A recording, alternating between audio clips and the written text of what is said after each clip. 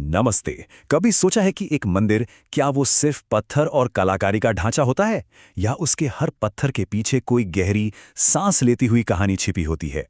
आज हम घृष्णेश्वर मंदिर की एक ऐसी ही कथा में उतरने वाले हैं।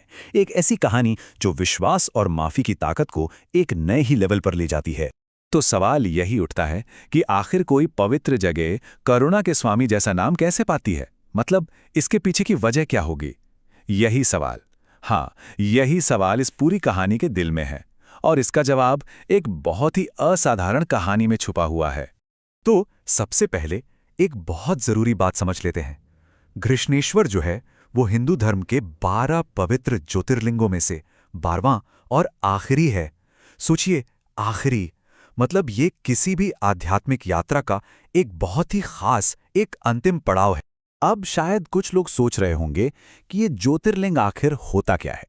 तो देखिए, ये भगवान शिव का वो स्वरूप है जहां वो प्रकाश के मतलब लाइट के एक कभी ना खत्म होने वाले स्तंभ के रूप में प्रकट हुए थे। तो साफ है, हम यहां सिर्फ एक मंदिर की बात नहीं कर रहे हैं, बल्कि एक साक्षात दिव्य मौजूदगी की बात कर रहे हैं। तो चलिए अब सीधा उस कथा में चलते हैं। ये कहानी शुरू होती है देवगिरी पर्वत के पास, और इसकी हीरोइन है घुष्मा, एक ऐसी महिला जिनका विश्वास, जिनकी आस्था सचमुच पत्थर की लकीर जैसी थी, अटूट। तो कहानी के जो मुख्य किरदार हैं वो हैं घुष्मा और उनके पति सुधर्म। वो एक साथ रहते थे, सब ठीक था, लेकिन उनके जीवन में एक बहुत बड़ी कमी थी। उनके कोई संतान नहीं थी।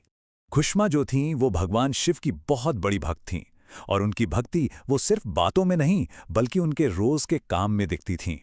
वो हर दिन बिना एक भी दिन चूके 101 मिट्टी के शिवलिंग अपने हाथों से बनातीं, फिर पूरी श्रद्धा से उनकी पूजा करतीं और आखिर में उन्हें पास की एक झील में विसर्जित कर देती थीं।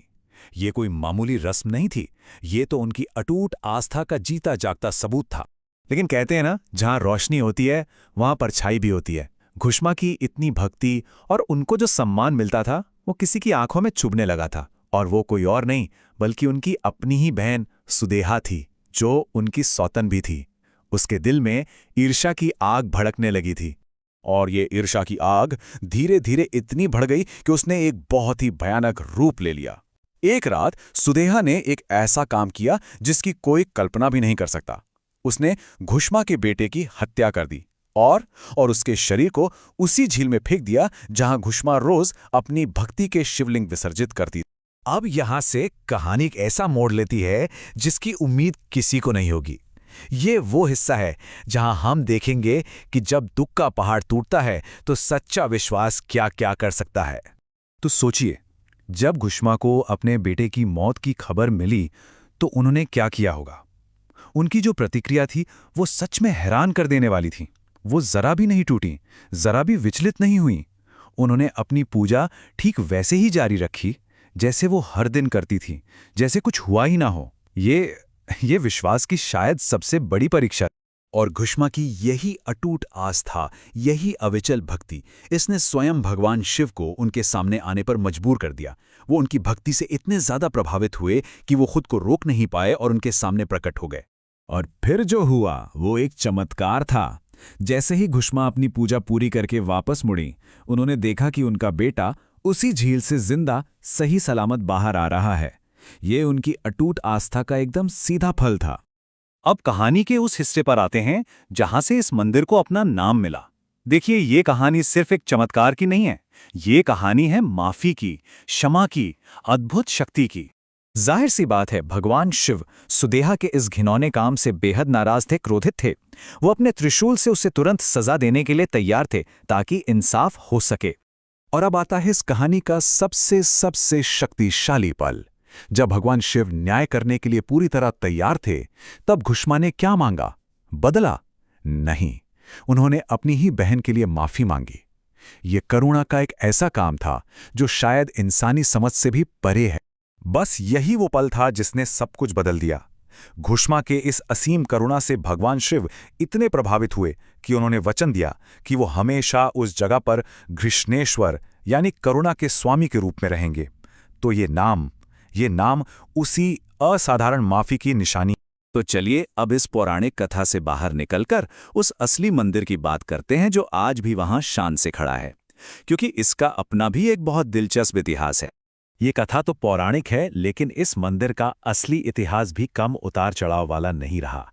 इसे कई बार तोड़ा गया, नष्ट किया गया और फिर उतनी ही श्रद्धा से दोबारा बनाया गया। मतलब 13वीं-14वीं सदी में दिल्ली सल्तनत ने इसे तोड़ा, फिर 16वीं सदी में मालोजी भोसले ने इसे बनवाया और आज जो हम रूप देखते हैं वो 18वीं सदी में रानी अहिल्याबाई होलकर ने बनवाया था। ये मंदिर एक तरह से रिजिलियंस का प्रतीक है। और सिर्फ इतिहास ही नहीं, इसकी बनावट, इसका आर्किटेक्चर भी कमाल का है। हिमाड़पंथी स्टाइल में लाल और काले पत्थर से बना है ये मंदिर, और छोटा मोटा नहीं, पूरे 44,000 स्क्वायर फीट में फैला हुआ है। और सबसे खास बात, ये मशहूर एलोरा की गुफाओं के बिल्कुल पास है, जो इसकी ऐतिहासिक अहमियत को और भी ज्यादा बढ़ा देता है। तो अब आखिर में सवाल ये है कि इस पूरी कहानी से, इस मंदिर के इतिहास से हम क्या सबक ले सकते हैं? क्योंकि इसका जो संदेश है वो आज भी उतना है, बल्कि शायद आज और भी ज्यादा रेलेवेंट है। तो इस कहानी के जो कोर प्रिंसिपल्स हैं वो क्या हैं? पहली चीज, मुश्किल से मुश्किल हालात में भी अटूट विश्वास की ताकत। दूसरी, धैर्य और शांति से मिलने वाली अंदरूनी मजबूती। और सबसे बढ़कर, सबसे ऊपर, बदला लेने की भावना पर माफी की आध्यात्मिक जीत। और आखिर में ये कहानी हमें एक बहुत गहरे सवाल के साथ छोड़ जाती है। आज की दुनिया में जहां हर तरफ इंसाफ और बदले की बातें होती हैं, वहां गुश्मा जैसी करुणा, ऐसी रैडिकल कंपैशन की क्या जगह है? ये एक ऐसा सवाल है जिस पर हम सबको सोचना चाहिए।